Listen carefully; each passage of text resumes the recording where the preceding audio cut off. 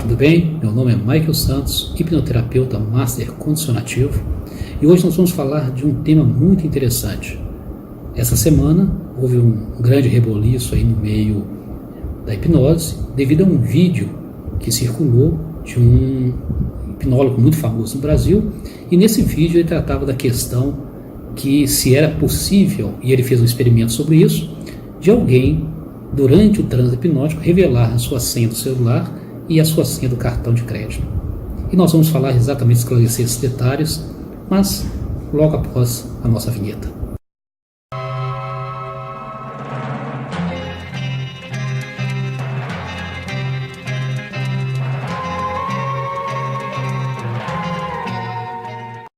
Olá, estamos de volta para tratar deste assunto intrigante que muitas vezes pode deixar algumas pessoas inseguras com relação à questão de buscar a hipnose como uma forma de tratamento, já que a hipnose tem sido demonstrada ao longo do tempo, e principalmente agora através dos meios científicos que estão se estudando. O SUS inclusive já está aceitando a hipnose como uma terapia alternativa, e também existem vários relatos médicos do uso da hipnose como anestesia durante as cirurgias e até mesmo alívio da dor para tratamento de câncer e uma série de outras aplicações.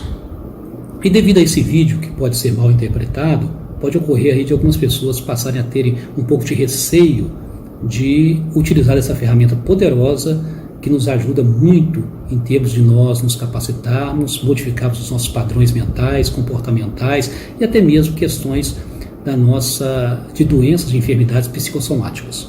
Então, para a gente iniciar sobre esse assunto, vamos entender o que seja a hipnose. Bom, a hipnose, eu vou usar um termo aqui muito simples, que eu gosto muito, e é um termo bem simplificado, para a gente não entrar em parte muito técnica. A hipnose seria basicamente foco e concentração.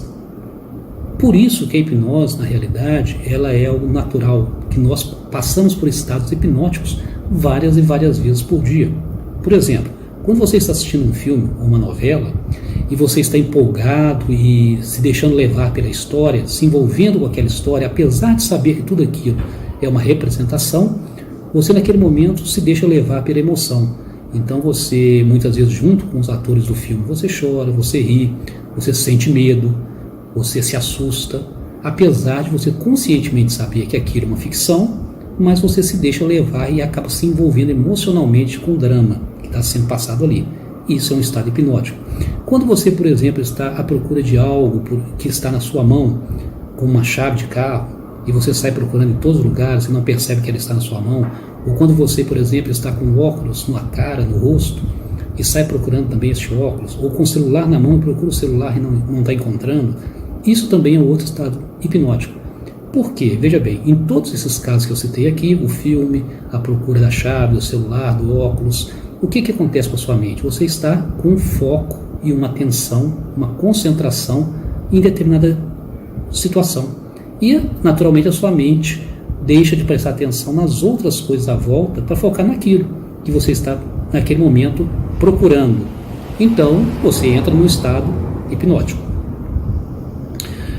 Então nós vemos que a hipnose é uma situação natural, normal, que acontece no dia a dia. E dentro do processo hipnótico, o que é feito?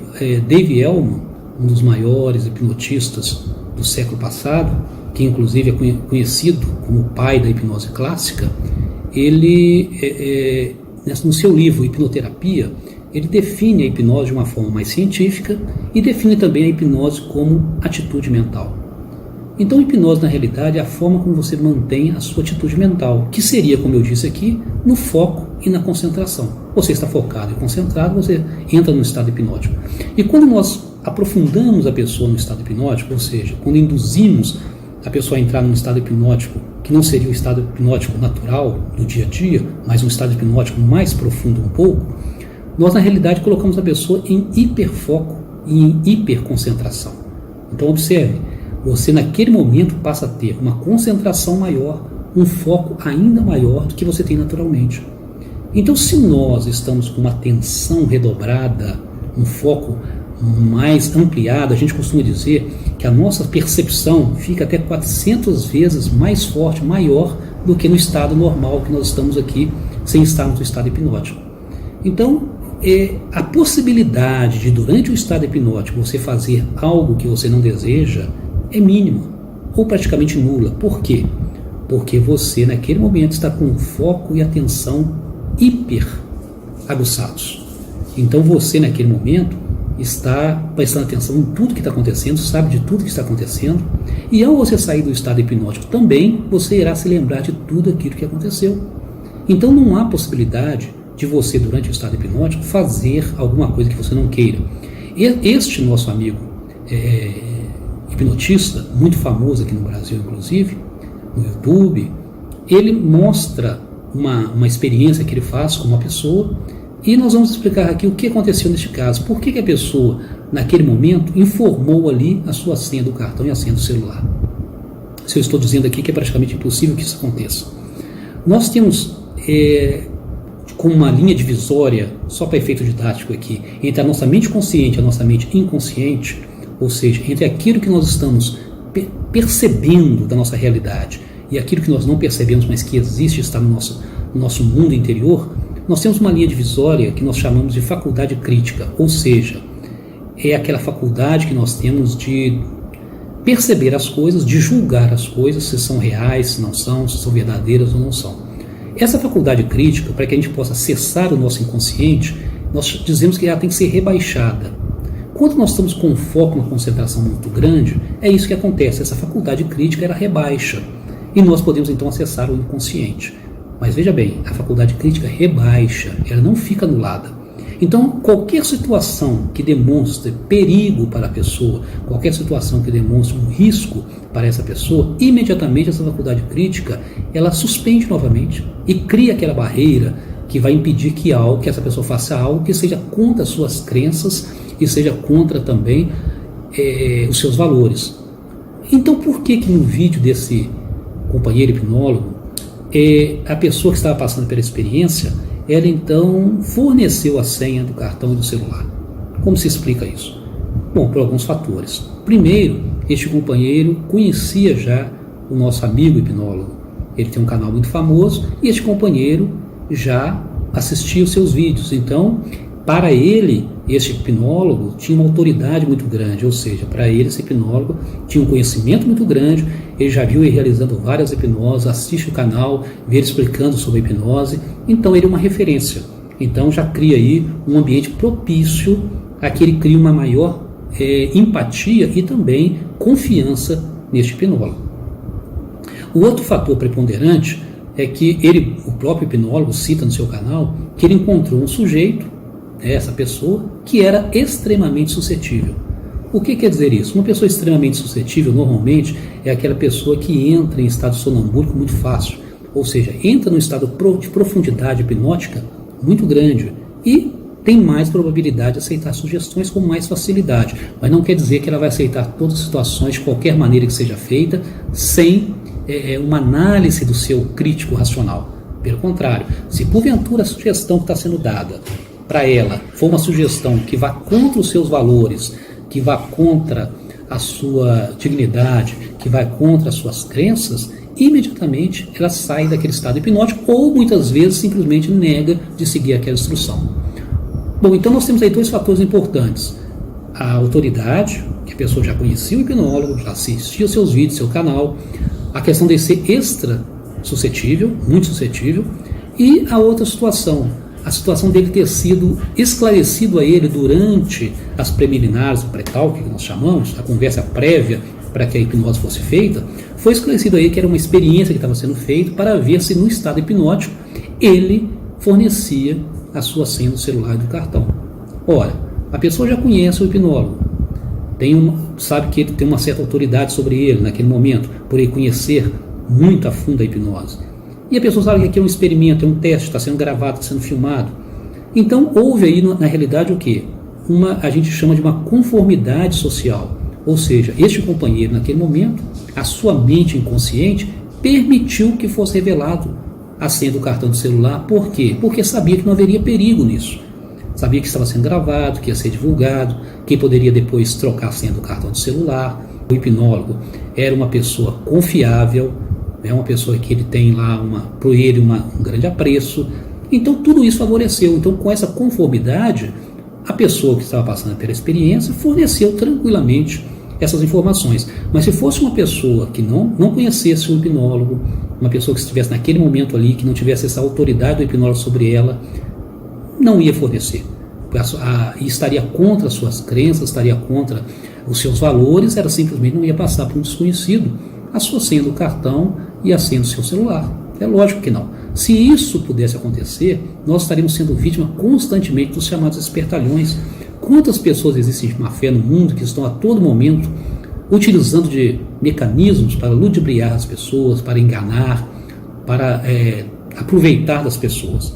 Se a hipnose permitisse isso, com que facilidade não seríamos o tempo todo enganados, iludidos e até mesmo roubados através do uso da hipnose? Então a nossa mente, que é uma mente muito poderosa, que ela vem ao longo dos milênios se aperfeiçoando cada vez mais, ela tem um mecanismo de defesa muito grande para impedir exatamente que nós possamos estar suscetíveis a qualquer momento a uma influenciação tão grande assim que poderia nos trazer grandes prejuízos.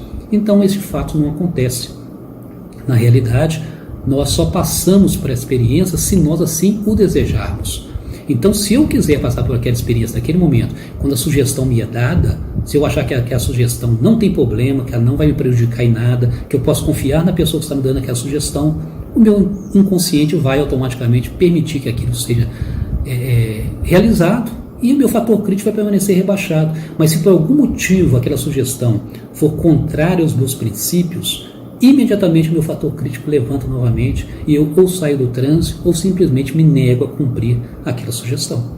Então a hipnose é uma ferramenta muito poderosa, é uma ferramenta de grande auxílio na prática da reestruturação mental, reprogramação das mentes, do nosso psiquismo, e é uma ferramenta que não tem contraindicações. Então nós não precisamos ter o medo, o receio daquilo nos atingir de uma forma indevida e nos trazer naturalmente algum inconveniente, alguma perturbação, algum desequilíbrio, ou fazer com que nós venhamos a cometer atos que nós não cometeríamos se estivéssemos fora do processo hipnótico. Eu costumo dizer que você faz dentro do estado hipnótico tudo aquilo que você faria fora do estado hipnótico.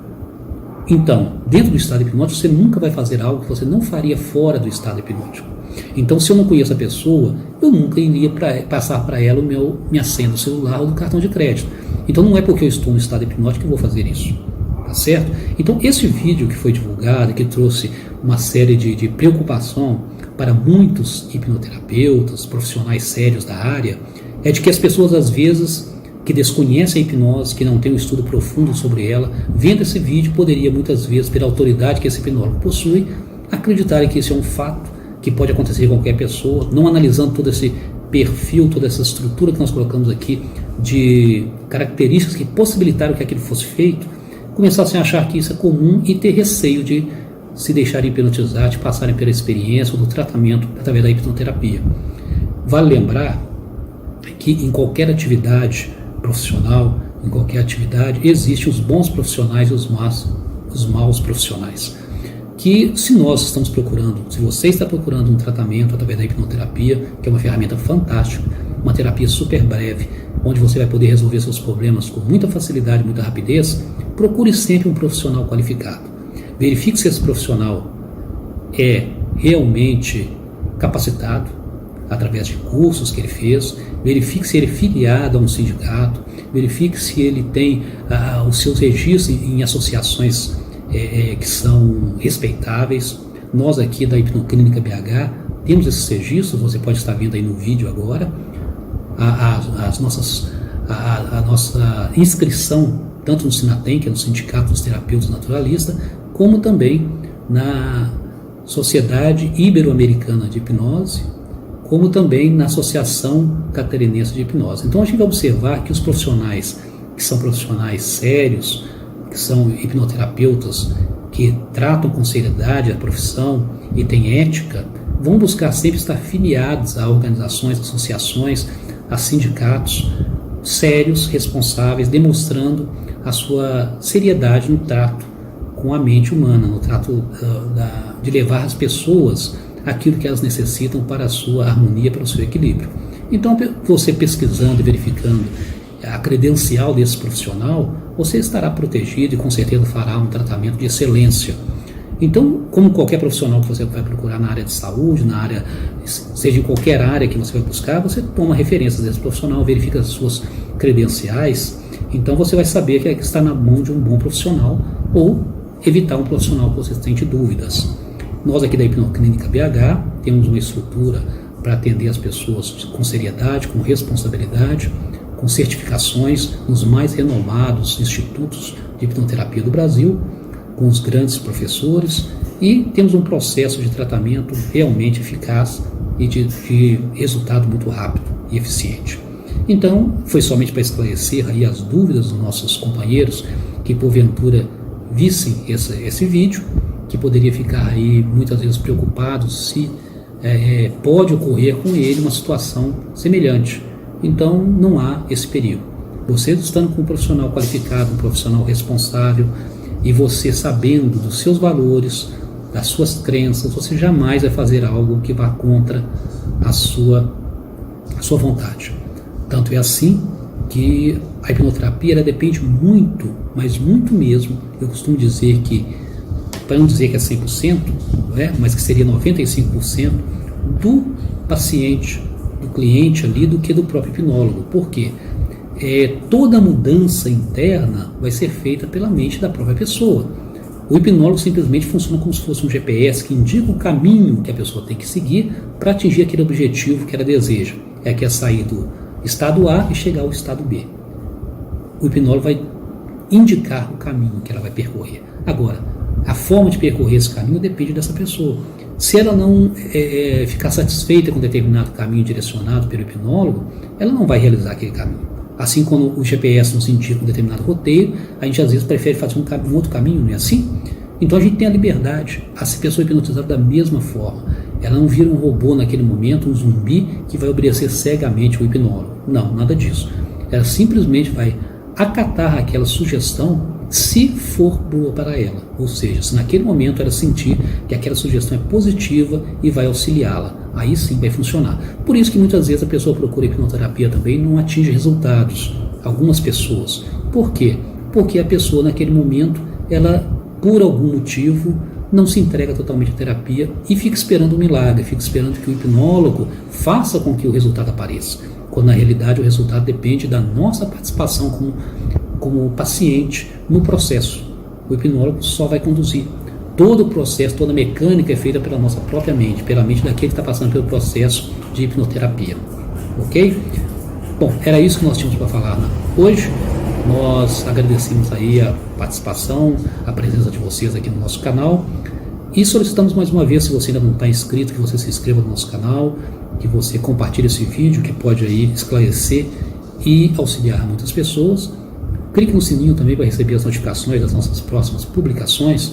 E se você estiver passando por alguma dificuldade na área psicossomática ou conhecer alguém que esteja, pode fazer contato conosco pelo WhatsApp, que está indicado aí na descrição do vídeo, e agendar uma consulta, uma entrevista conosco, para que possa você encontrar, ou essa pessoa, a solução para as suas queixas, para as suas dificuldades, porque não há razão hoje para que nós fiquemos sofrendo desnecessariamente por males que possam ser resolvidos em 2, 3 sessões no máximo. Às vezes nos alongamos aí por anos em algumas terapias, as terapias tradicionais, enquanto com a hipnoterapia poderíamos resolver esse problema em 3 semanas, 2 semanas. Então fica aí a dica para você e, no mais, agradecemos mais uma vez. Fiquem em paz e até o próximo vídeo.